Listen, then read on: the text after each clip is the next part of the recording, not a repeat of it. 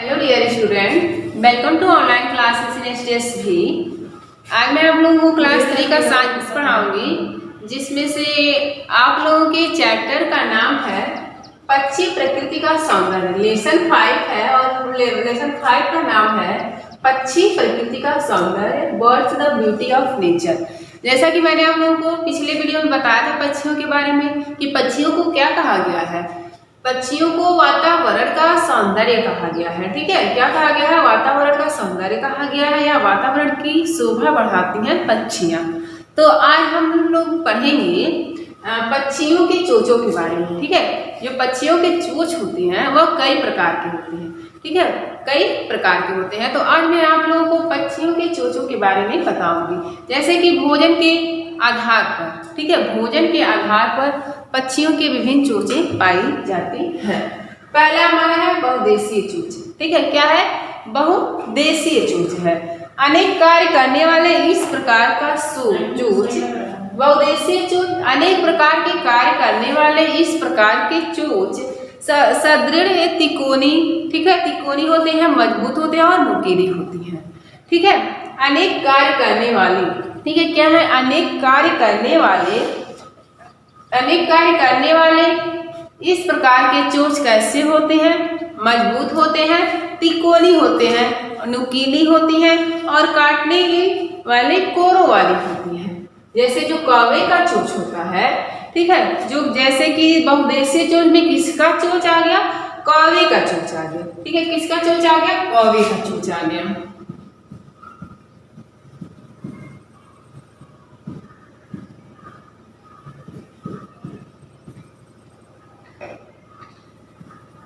ठीक है, कौवे का चोंच आ गया। जैसे बहुदेशीय चोंच का मतलब ये होता है कि अनेक कार्य करने वाले इस प्रकार के चोंच, मतलब बहुत से कार्य करने वाले इस प्रकार के जो चोंच होते हैं वो मजबूत होते हैं, नुकीले होते हैं और काटने वाले कोरों वाली होती हैं। जैसे कि कौवे का चोंच आ गया बहुदेशीय चोंच में। अब हमारा है अनाजभक्षी चोंच। ठीक है, क्या है? अनाजभक्षी चोंच। इस प्रकार के चोंच छोटी होती हैं और कैसे होती है? मजबूत होती है तथा तेज होती है।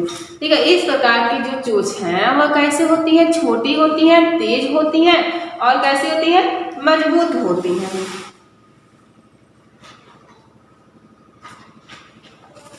यह चोंच आसानी से दाने तोड़ने में सक्षम होती है। जैसे कि नाम से स्पष्ट है, हम लोग अनाजभक्षी चोंच। इस तरह की जो चोंच वाली पक्षी होती है वो क्या करते हैं? अनाज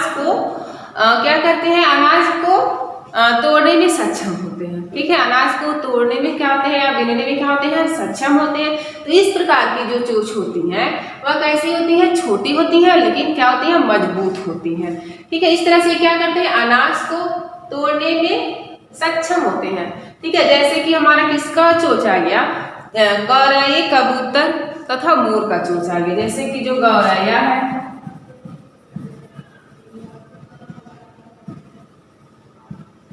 कबूतर है, ठीक है, क्या है? गौरैया है, कबूतर है और मोर।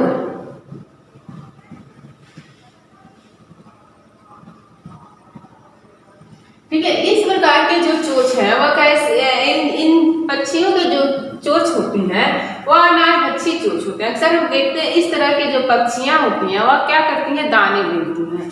ठीक है, दाने चुगती हैं। तो इनके जो चोंच होते हैं वह कैसे होते हैं? छोटे होते हैं, मजबूत होते हैं। ठीक है, कैसे होते हैं? छोटे होते हैं, मजबूत होते हैं और उसको दाने को क्या करते हैं? तोड़ने में सक्षम होते हैं। हमारा तीसरा है नटरदनक चोंच। ठीक है, तीसरा क्या है? नटरदनक चोंच है। ठीक है, इस प्रकार के चोंच जो होते हैं वह कैसी होती है? मुड़ी हुई होती है। ठीक है, जो इस प्रकार की चोंच होती है वह कैसी होती है? मुड़ी हुई होती है।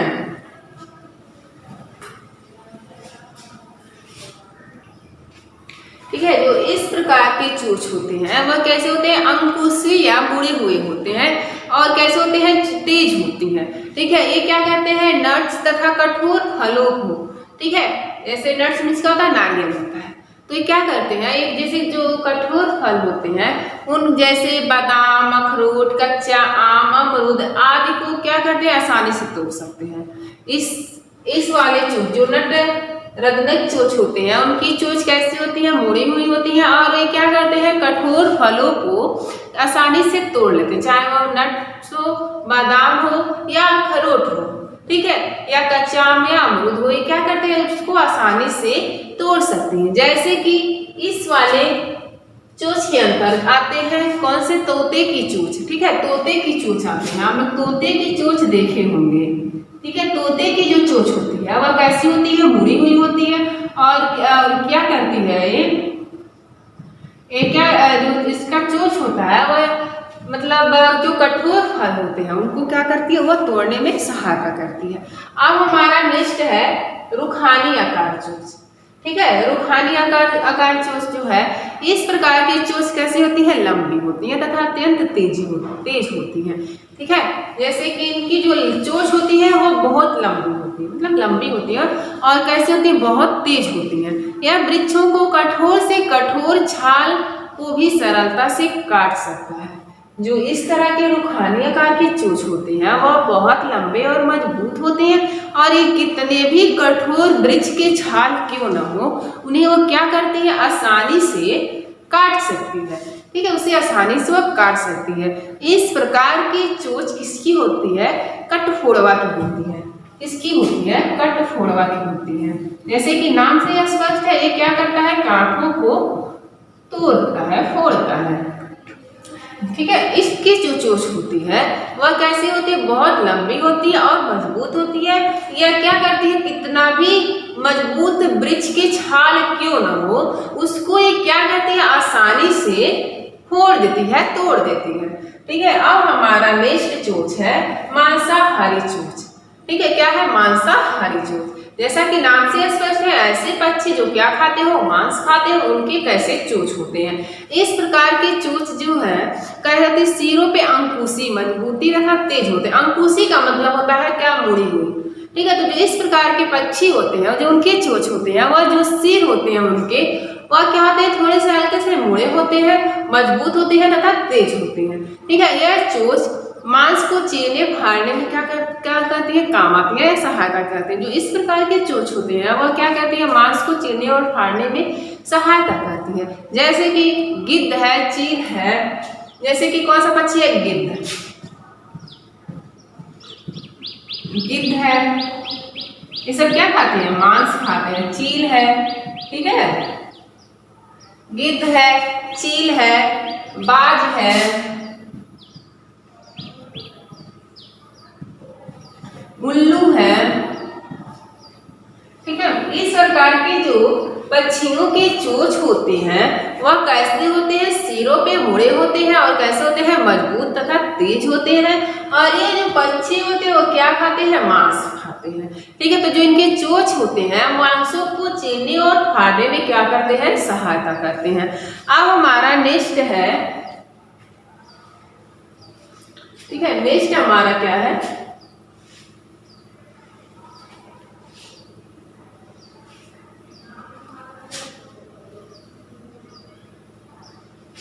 नेक्स्ट जो चोंच हमारा है वह क्या है, मृदा खोजी चोंच। क्या है, मृदा खोजी चोंच।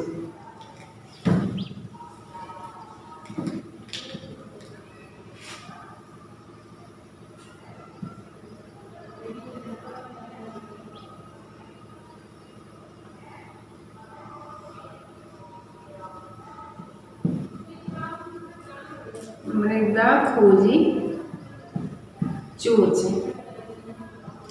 ठीक है, मृदा खोजी चोंच। इस प्रकार के जो चोंच होते हैं वह कैसे होते हैं, इस प्रकार के चोंच जो होते हैं वह लंबी तथा वक्राकार होती है, ठीक है, लंबी होती है और कैसी होती है, वक्राकार होती है, जो मिट्टी को पलटने में का कार्य तीव्रता से करती है, ठीक है। जो इस तरह के पक्षी होते हैं वह कैसे होते हैं, मतलब क्या करते हैं, मृदा को या भूमि को या मिट्टी को क्या करते हैं, पलटने का कार्य करते हैं, मतलब मिट्टी को क्या करते हैं, खोदते हैं, कुदरने का काम करते हैं।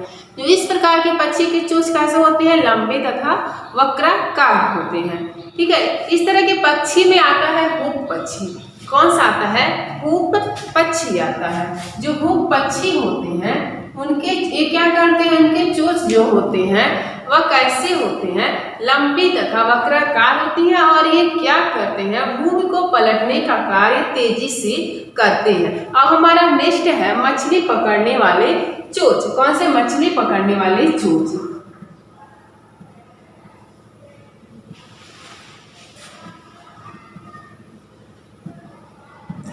मछली पकड़ने वाले चोंच, ठीक है, नाम से स्पष्ट है। ऐसे जो पक्षियां होती हैं वो क्या करते हैं? मछली पकड़ते हैं, ठीक है। तो इस प्रकार की जो चोंच होते हैं वह कैसे होती है? तेज होती है, लंबी होती है तथा सीधी होती है, ठीक है। अब भारी होती है, एक और पैने किनारों वाली होती है। इस प्रकार के जो चोंच हैं वह कैसे होती है? तेज होते हैं, मतलब क्या तेज होते हैं, लंबे होते हैं, सीधी होती हैं, ठीक है। ये क्या करते हैं? ये मछलियों को पकड़ने का काम करते हैं। जैसे कि किंगफिशर हुआ और क्या हुआ? सारस की चोंच। आप लोग सारस देखे होंगे, जो उनकी चोंच होती है वह लंबी होती है, ठीक है, और कैसी होती है? तेज होती है और मजबूत होती हैं। और ये क्या करते हैं? मछलियों को पकड़ने का काम करते हैं और मछली को ही अपना आहार बनाते हैं, ठीक है। तो इस प्रकार की चोंच किसकी होती है? किंगफिशर, ठीक है। किसकी? किंगफिशर और सारस जो पक्षी होता है उसकी चोंच भी इसी तरह की होती है, ठीक है। किंगफिशर हुआ, सारस हुआ, ठीक है। ये सब कैसे पक्षी हैं? मछली पकड़ने वाले, मतलब पक्षी तो होते हैं, ये क्या करते हैं? मछली पकड़कर अपना आहार मछलियों को ही बनाते हैं। अब हमारा है लास्ट चोंच, हमारा है पटलिकीय चोंच। कौन सा? पटलिकीय चोंच है।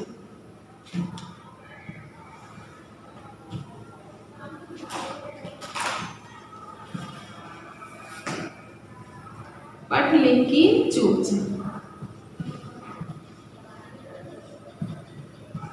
ठीक है, पटलिकीय चोंच,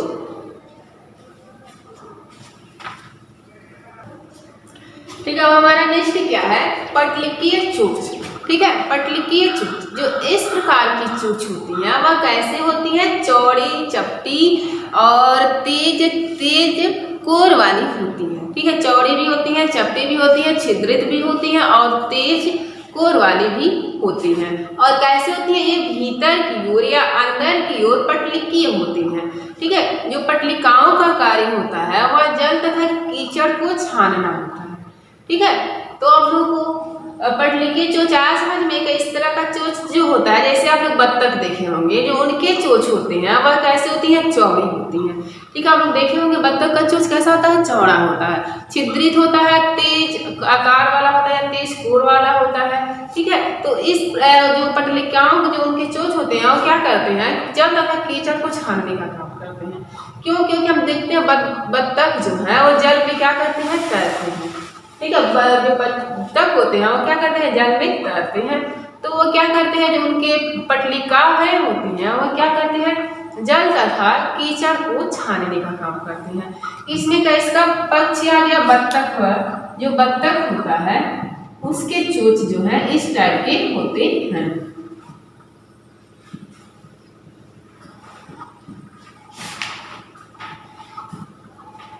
बत्तख की चोंच। तो प्यारे बच्चों, आज आप लोगों ने पढ़ा पक्षियों के चोंच के बारे में। क्या पढ़ा? पक्षियों के चोंच के बारे में।